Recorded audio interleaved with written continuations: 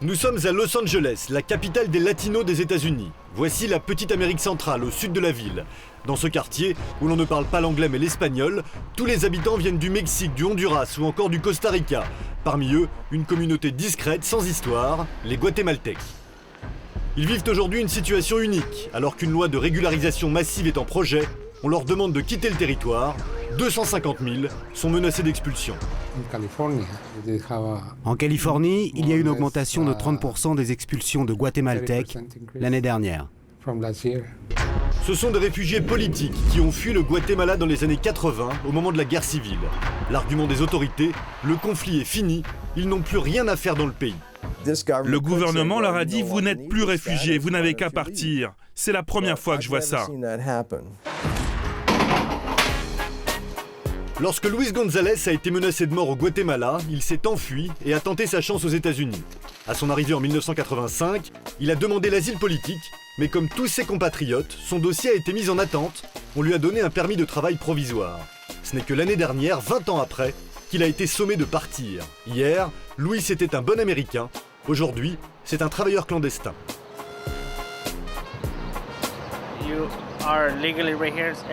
Quand j'étais en règle, c'était plus simple. Maintenant, je dois me cacher tout le temps. Et c'est pour ça que j'ai peur. Mon patron n'est pas au courant que les services de l'immigration m'ont retiré mon permis de travail. Et quand il me demande si je suis toujours en règle, je lui dis oui.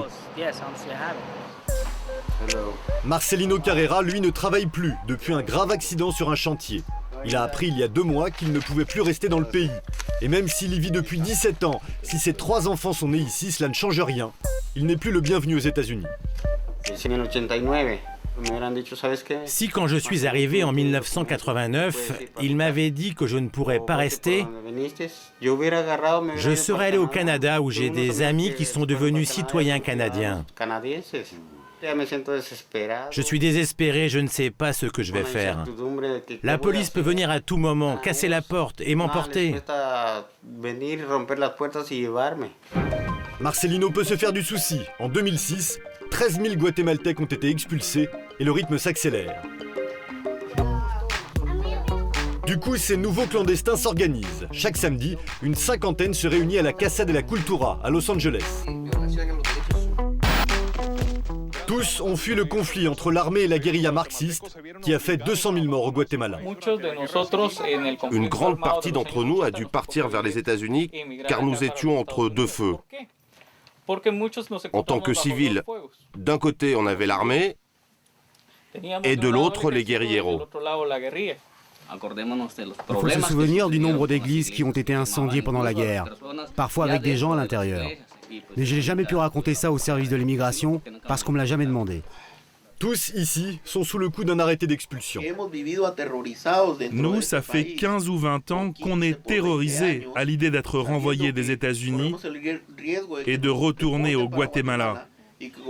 Là-bas, on va retrouver ceux qui ont provoqué notre départ. Les Guatémaltèques dénoncent une absurdité administrative. Réponse des autorités, la loi est la loi, les illégaux doivent partir. Les responsables du bureau de l'immigration expliquent que rien ne les oblige à traiter rapidement les demandes d'asile, quelles que soient les conséquences.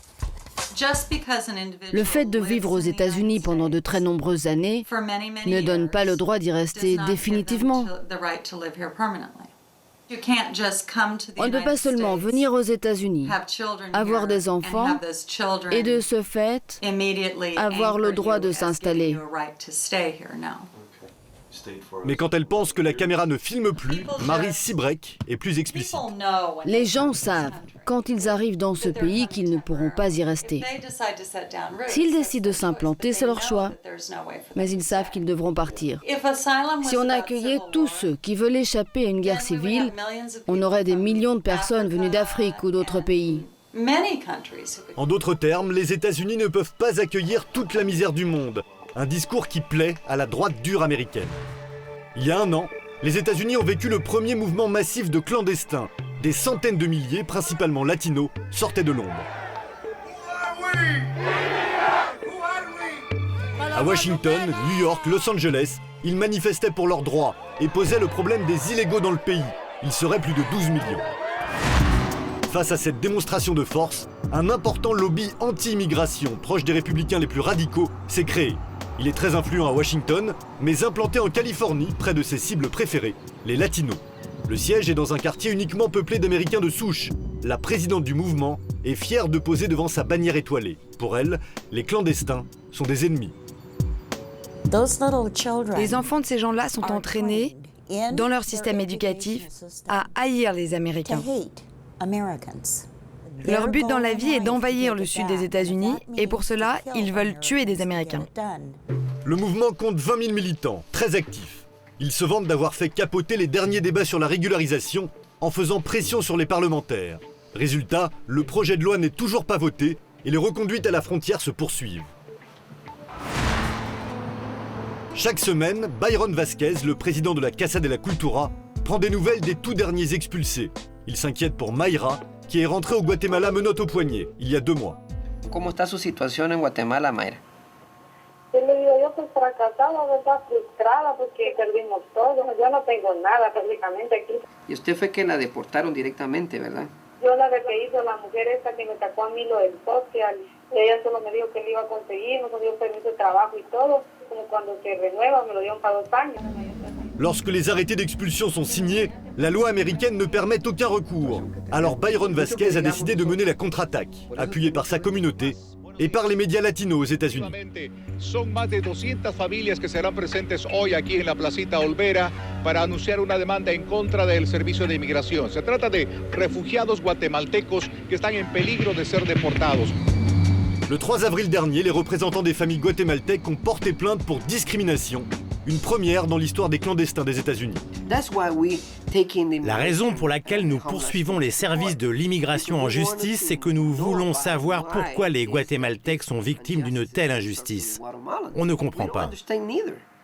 Pourquoi ont-ils attendu 10 ans après la fin de la guerre au Guatemala pour nous refuser l'asile? Ils nous disent « Désolé, mais vous devez partir ». Peu importe que vous ayez des enfants, que vous ayez une maison, cela ne compte pas. Vous devez retourner dans votre pays.